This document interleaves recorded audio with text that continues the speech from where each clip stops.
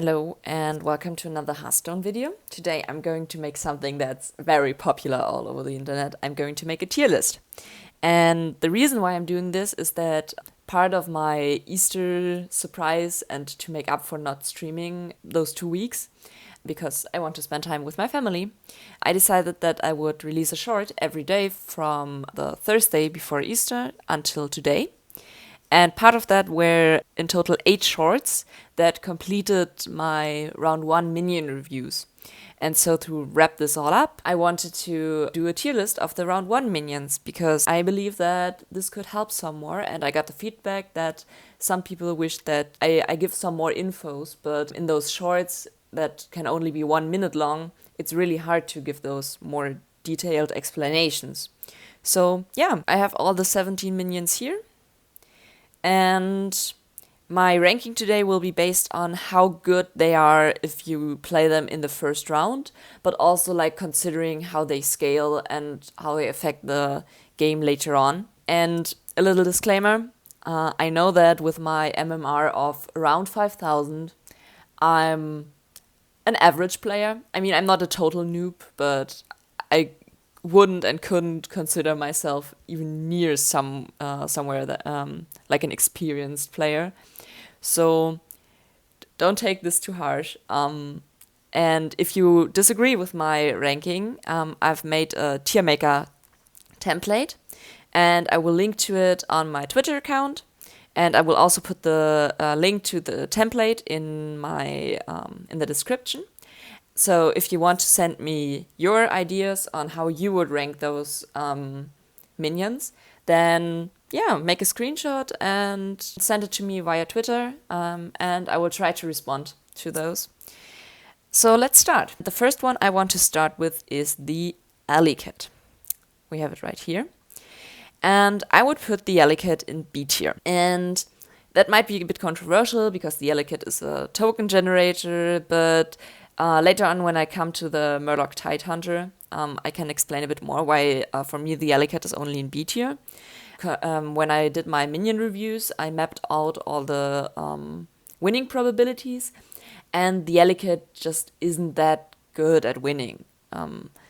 It's not the worst, like with a Micro Machine, which it's not possible to win with a Micro Machine unless you have a hero power that helps you. But the Alley Cat still isn't really good at winning the first round, so I would consider it only B tier. Then next on we have the Scavenging Hyena. I will also put the Scavenging Hyena in B tier. That is a bit more controversial probably because the Scavenging Hyena scales quite well. And especially if you have like Reno as a hero, you can make this one golden very early on. But I think if you buy it in the first round, you cannot really use the abilities that much in the first round because unless you have a hero that follows the Rathom curve, you won't buy until the third turn, and then you just have a 2/2 minion that really won't be that much of a use if you level in the second turn. So that's why I only will put it in B tier. And yeah, let's go on. So the next one is the Fiendish Servant. And I have to put it in D tier because, in my opinion, I've looked at the data and the Fiendish Servant cannot win the first round. And if you play the Fiendish Servant in the first round, you cannot even use synergies with the Wrath Weaver that you might have gotten there. And so what you're basically doing is you play a minion that might be useful later on, but unless you have 3 Fiendish Servants in Bob's Tavern on your first turn, it won't really work that well, and you will lose health, probably, in the first 2 rounds, and I really think that's not worth it. The next one is the Vulgar Homunculus. And even though the Vulgar Homunculus has the highest win rate of all minions on Tavern Tier 1, I will have to put it in C tier. Because I think the 2 health cost is too high. Because basically what you're doing is you're getting the minion with the highest win rate, but only by a few percentage points. And then you pretend like you lost the first round. And unless you're going for the achievement Spicy Pretzel Mustard, it's really not worth it getting those extra few, those little matchups that will give you an advantage over other good minions that you could pick. And I've seen so many people writing about their 1 health comebacks, and when you now realize that you basically use the demon and you won't even benefit from synergies with the Wrathweaver, and you've basically given up 2 health, it will help you in the first round and also in the second probably, because most people level there. But on the other hand, in the late game, you will probably find better demons and you won't use the Vulgar Homunculus that much. And you will probably sell it anyways, and that means you just wasted 2 health.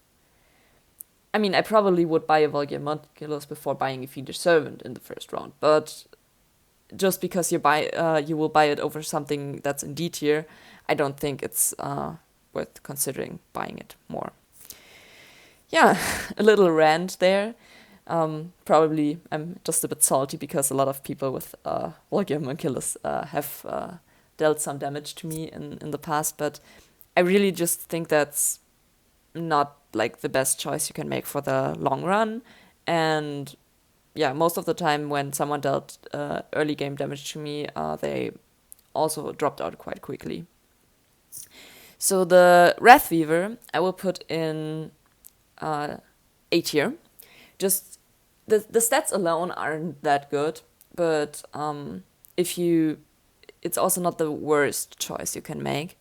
And especially if you're going for demons, having a Wrathweaver early on can mean a lot, and it can basically push you ahead of the power curve at the cost of some health. And so I really think that Wrathweaver should be an A tier.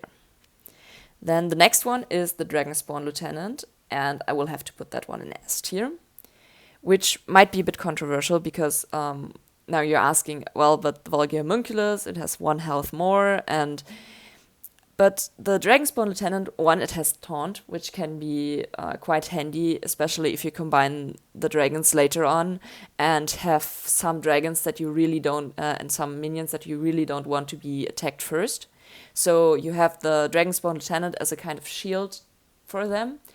And especially if you're going for a combination with the Red Whelp, the Dragonspawn Lieutenant will get you through the first 2 rounds, probably unscathed, and then you can buy other dragons and the Red Whelp, and you don't get behind on the power curve by having to buy something on the second turn. And yeah, the next one is the Red Whelp. And even though I said that synergies with the Red Whelp can be quite good, I'm gonna put this one in B tier because unlike the Dragonspawn Lieutenant, it is quite good for synergies, but only if you have other dragons. So if you buy this one on the first turn, yes, you deal 1 damage and then you deal another damage, but that's just barely average. If you then level on the second turn, you cannot benefit from the fact that if you have more dragons than 1, the Red Whelp becomes quite powerful. And therefore, I think it's smarter to just go for the Dragonspawn Lieutenant maybe in the first round, and then go for the Red Whelp in the third round, or go another way with the dragons. The next minion is the Refreshing Anomaly. And even though I love to play this minion, and I have to say it, I'm sorry, but the Refreshing Anomaly is in D tier. It's just the winning stats are not that good. I mean, the refresh you get isn't even that useful, because if you use it on the second turn, then you can basically freeze. Then you could freeze a second level board after upgrading, and you could use this on the third turn to maybe get a better minion, or you could wait until the 4th turn. But when you do that, you basically limit yourself to like saving this up, and you might not roll as often as you should at some points. And so I think unless you're playing with Chinvala, where you really want to buy every elemental that you can get before other people pick up all the elementals, for me, even though I love to play with it, it's not a good minion to buy in the first round. Okay, then going on to the Salamental, which I'm going to put in A tier. It's the second token generator, and I think that one is really good because basically what you're doing is, first, if you have a hero that uses selling minions as for the hero power, you basically can sell one minion for free and get the same stats and another gold. So that's really something that the Salamental has going for it. And on the other hand, it's also token generator. So if you have like Pyramid, then you can sell the Salamental and have enough gold to add 4 health to this one in the first round. And even with other heroes, I think it's quite worth buying it because other than the other token generators, it basically gives you a token where you don't have to have 2 board spaces to keep the token. Then going on, the next one in my list is the Micro Machine. And I hate to say it, but for me, the Micro Machine is F tier. It's just, even if you're playing Mechs and you put the Micro Machine down early on, and even if you triple the Micro Machine, most games, at least on my level, are over after about 12 rounds if you are in the top 4, or even earlier in the current meta where a lot of people die early on. So what you're looking at is at most an increase at about 12 attack. So then you would have in the end game you have a minion with 12 attack, which honestly isn't that good. And other than like the Micro Mummy, where I'm going to talk about later, you don't even have something like Reborn, which would give other mechs that highly rely on Reborn a buff. So overall, I think that the Micro Machine isn't worth it. You will most likely lose the first round if you buy the Micro Machine, and even though it scales a bit, you won't be able to keep up with the power curve with it, I think. So yeah, I'm sorry, Micro Machine, but you're an F tier. Then the next one is the Micro Mummy, and for me that one is A tier. Because one, the stats for winning aren't that bad. Second, you have a Reborn minion, and third, this minion gives other minions more attack. So that means basically once you buy this, and you buy something in the third round, then the minion can buff your other minions. And even if you buy something on second turn, maybe because you have a Rhythm Curve hero, or you decide to because you want to get the Micro Mummy buff, with this one your whole Warband will scale faster. And the Reborn ability comes in really handy when you're building a mech deck, because to be honest, most of us use the one that regains the Divine Shield when a new mech is summoned on the board. So Micro Mummy really belongs in A tier. The next one is the Murloc Tidecaller. And even though I think it's really confusing how they decided to name the Murloc Tidehunter the Murloc Tidecaller, I have to put the Murloc Tidecaller in C tier. And now you're probably going to wonder why I'm doing this, because it has the same stats as the Micro Machine. And what I think is more important about the Murloc Tidecaller is that with this one you can really scale as fast as you can cycle. And if you manage to triple this one early on, it can be your most powerful Murloc if you're going for a Murloc strategy. So I think for a menagerie board or for other things, that one isn't the best you can choose. And even for just if you have to choose something at the start, it's not the best. You can really pick other ones. But because you can scale it with the amount of minions you can rotate, I really think it deserves a spot in C tier. The next one is the Murloc Tidehunter, which easily gets a spot in S tier. And that's just because it's another token generator. It's basically the better version of the Ellicott, because this time you don't have a 1/1 minion generating a 1/1 token, but you have a 2/1 minion generating a 1/1 token. And it's basically that. And you can sell the token to get a token start.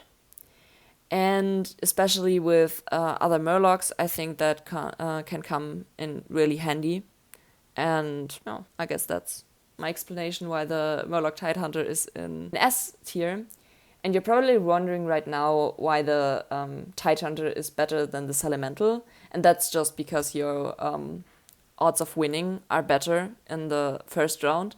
But only if you leave the order that the minion is on the left and the token is to the right. Because that guarantees that you attack first. And basically you can deal with reborn minions. So you can deal 2 damage, and if you have a reborn minion, you at least get a draw and you won't lose. So that's something that the Murloc Tidehunter is going for that the Salamental clearly doesn't. And the next one is the Rockpool Hunter, which I will put in A. Basically, the stats and the winning rates are the same as with the Dragonspawn Lieutenant, but unfortunately the Rockpool Hunter, first of all, it doesn't have Taunt. And second of all, it has a battle cry that if you buy the Rockpool Hunter in the first round, won't help you, because then the battle cry is used and you cannot use it on another minion. So the synergy between the Red Whelp and the Dragonspawn Lieutenant is just stronger in the late game. And if you play a Rockpool Hunter, then you're definitely better off choosing the Dragonspawn Lieutenant over the Rockpool Hunter, because this one is just... You can't use the battle cry if you play it in the first round. And if you play it in the second round and you already have a Murloc, that's good, but like this, it's only an A tier, not an S. Next, we have the deck Swabby, and this might be a bit controversial because of a lot of pro player that I've seen use it quite a lot, but I will put the deck Swabby in C tier. Just because if you buy it in the first round, then you probably don't want to play it because you're wasting early game economy. So if you play it in the first round, then you suddenly can upgrade the next round for 3 gold instead of 4, and you have 1 gold over. But if you wait and don't play your deck Swabby, then you're guaranteed to lose the first round. So basically, the deck Swabby is good later on in the game, and you can probably also buy it later on, so it's not like the other things down here. But in the first round, I probably wouldn't buy the deck Swabby. I would wait at least until I have leveled the first time. And probably that's just me being scared of losing 2 health. But I guess that's why I'm not a pro player and just a bit more casual. Okay, then we have 2 left. One is the Scallywag, which is for me in A tier. For one, you can use it in later strategies, but they are more complicated and you have to force a build. And so that's more a bit of a pro player strategy.